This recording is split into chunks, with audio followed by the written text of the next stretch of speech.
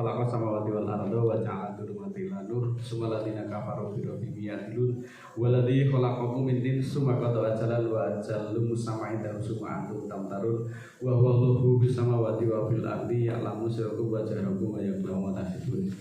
Asyhadu an la ilaha illallah wahdahu la syarika lah innama huwa ilahul wahid Allahu la ilaha illahu rabbul arsyil azim Allahu la ilaha illahu al hayyul qayyum Allahu la ilaha illahu arrahmanur rahim. Saudaraku muslimin muslimat yang dirahmati Allah, tidak ada puja dan puji yang kita panjatkan melainkan hanya kita panjatkan kehadirat Allah Ta'ala. Oleh karena itu, marilah saudaraku kita semakin mendekatkan diri agar Allah memberi petunjuk kepada kita dan kita diberikan petunjuk kepada jalan Shiratal Mustaqim ya Allah, jalan yang lurus, tuntunan yang kokoh, tuntunan yang tegak. Saudaraku, mencermati kegiatan-kegiatan yang banyak dilakukan di lingkungan kita, mungkin saja kita termasuk atau ada yang di dalamnya bahkan juga pernah melakukan, yaitu kegiatan-kegiatan yang berkaitan dengan membaca surat-surat tertentu, membaca Al-Quran, membaca ayat Al-Quran, membaca Al-Fatihah, kemudian dengan harapan pahalanya itu akan dikirimkan kepada saudara-saudaranya yang sudah meninggal dengan harapan untuk mengurangi dosa-dosanya, untuk mengurangi beban-beban yang diderita akibat mereka mati dalam keadaan kafir. Sebenarnya kegiatan-kegiatan itu mungkin saja tujuannya baik. Namun demikian tujuan yang baik pun tetap harus kita teliti, harus kita cermati apakah tujuan-tujuan itu, kegiatan-kegiatan itu memang sesuai dengan tuntunan yang dituntunkan kepada kita semuanya melalui Nabi Muhammad.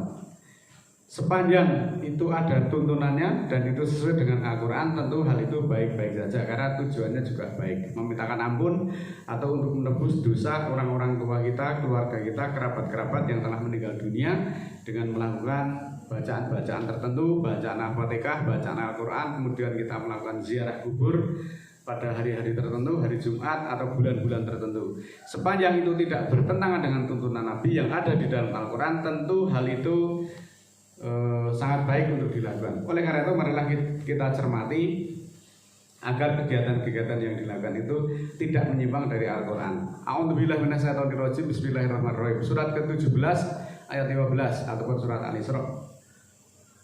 Man ihtada fa inama yahtadi li nafsihi wa man dola fa inama yandilu 'alaiha wala taziru waziratun wisra ukhra wa ma kunna mu'adzibina hatta nab'atsa rasulah, yang artinya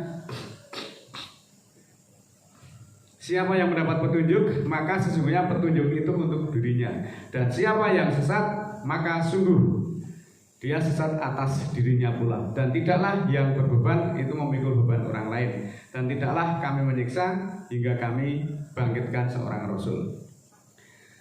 Sesungguhnya siapa yang mendapatkan petunjuk itu hanya untuk dirinya sendiri. Pun demikian pula siapa yang tersesat, maka sesungguhnya akibat dari kesesatannya itu hanya akan menimpa dirinya sendiri pula.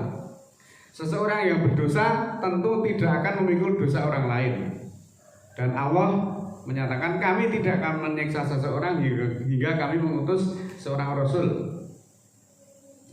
Yang mana bahwa seseorang yang berdosa itu tidak akan memikul dosa orang lain.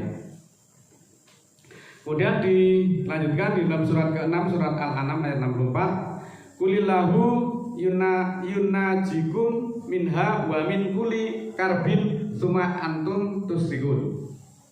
Katakanlah, apakah selain Allah aku cari sebagai Tuhan, padahal Dia Tuhan tiap sesuatu. Tiada yang dilakukan setiap diri kecuali atasnya, dan tidaklah yang berbeban memikul beban orang lain. Kemudian kepada Tuhanmu kembalimu, lalu dikabarkan tentang apa-apa yang kamu perselisihkan. Di dalam surat ke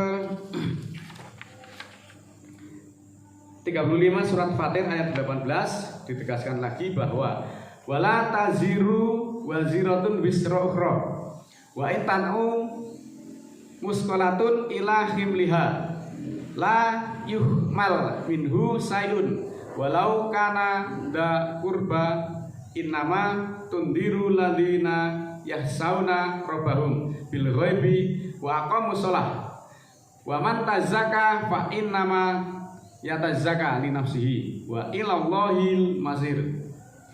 Dan tidaklah yang berbeban memikul beban orang lain, dan jika yang diberati itu menyeru kepada bebannya atau bawaannya, tidaklah dibawa daripadanya sesuatu pun, walaupun kerabatnya.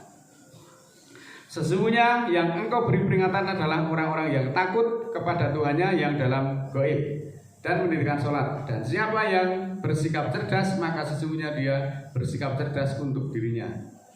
Dan kepada Allah tempat berkumpul. Jadi dari ayat ini menegaskan bahwa orang yang berdosa itu tidak akan memikul beban atau memikul dosa orang lain. Jika seseorang yang dibebani dengan dosanya itu merasa berat lalu memanggil orang lain untuk memikul bebannya, tidak akan dipikulkan bebannya sedikit pun meskipun yang dipanggilnya itu kaum kerabatnya, bapaknya, ibunya, anaknya, kerabatnya sendiri, saudaranya sendiri. Sesungguhnya yang dapat,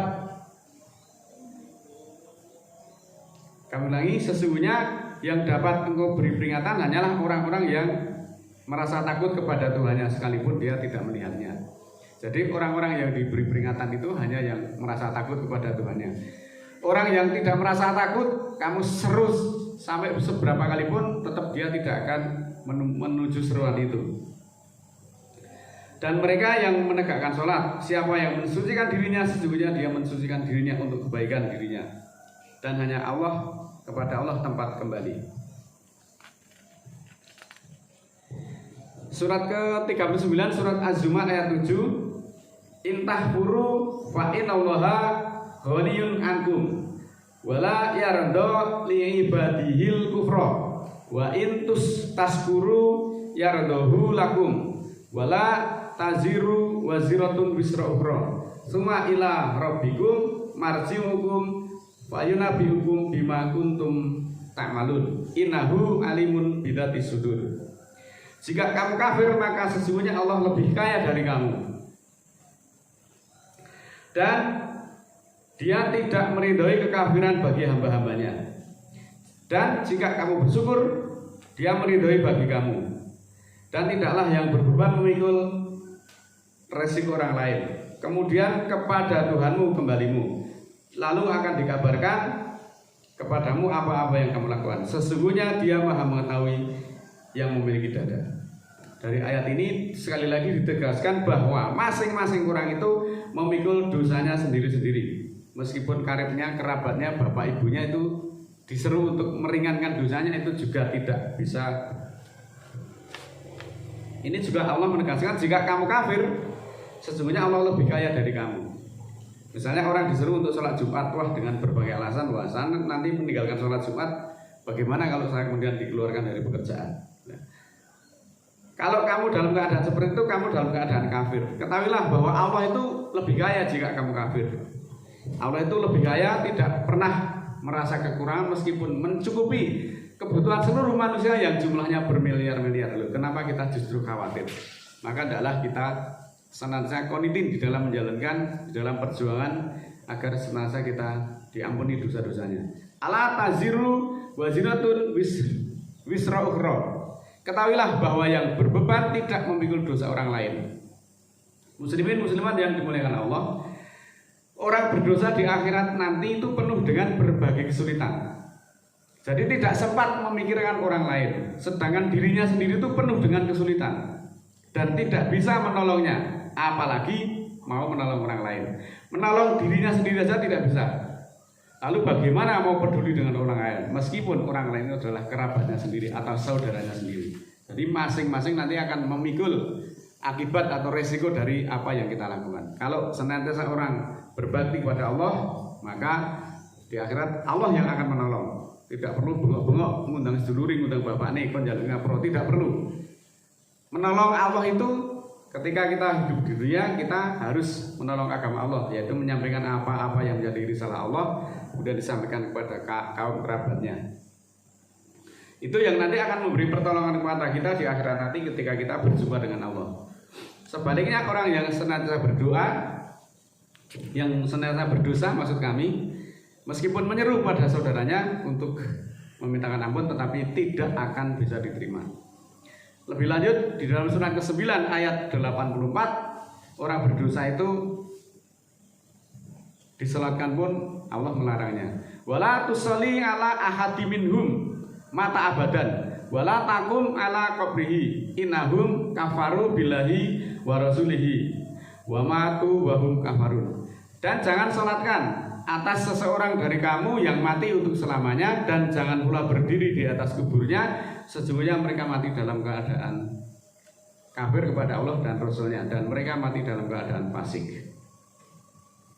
Ditegaskan di dalam surat yang sama ayatnya 80, istaghfir lahum aw la tastaghfir lahum in tastaghfir lahum sab'ina marotan falam yaghfirullahu lahum dalika bi anahum kafaru billahi wa rasulihi wallahu la yahdil qaumal fasikin. Kamu mintakan ampun bagi mereka atau tidak kamu mintakan ampun bagi mereka, bahkan jika kamu mintakan ampun untuk mereka 70 kali sekalipun, maka Allah tidak akan mengampuni mereka. Yang demikian karena mereka kafir kepada Allah dan Rasulnya, dan Allah tidak mendidik kaum yang fasik. Muslimin yang dimuliakan Allah, mensolatkan orang yang mati dalam keadaan kafir itu Allah tegas-tegas melarangnya di dalam surat ke-9 ayat 84. Juga menziarahi kuburnya, mendoakan, itu pun juga Allah melarang. Bahkan ditegaskan lagi di dalam surat ke-9 84, dimintakan ampun sampai 70 kali, itu Allah tidak akan mengampuni jika matinya dalam keadaan kafir. Lalu untuk apa didoakan? Lalu untuk apa dimintakan ampun? Memintakan ampun sampai 70 kali itu kita bisa bayangkan ragati entek piro gitu. Karena orang yang selamatan itu biayanya enggak sedikit, itu banyak sekali itu. Tok selamatnya sampai 70 kali itu Allah tidak akan memberi ampunan nek mereka mati dalam keadaan kafir. Apalagi mung tok wacake Al-Fatihah. Al-Fatihah saja kamu baca kok kemudian kamu kirimkan. Saudaraku, mari kita berpikir dengan beragama itu dengan nalar yang waras.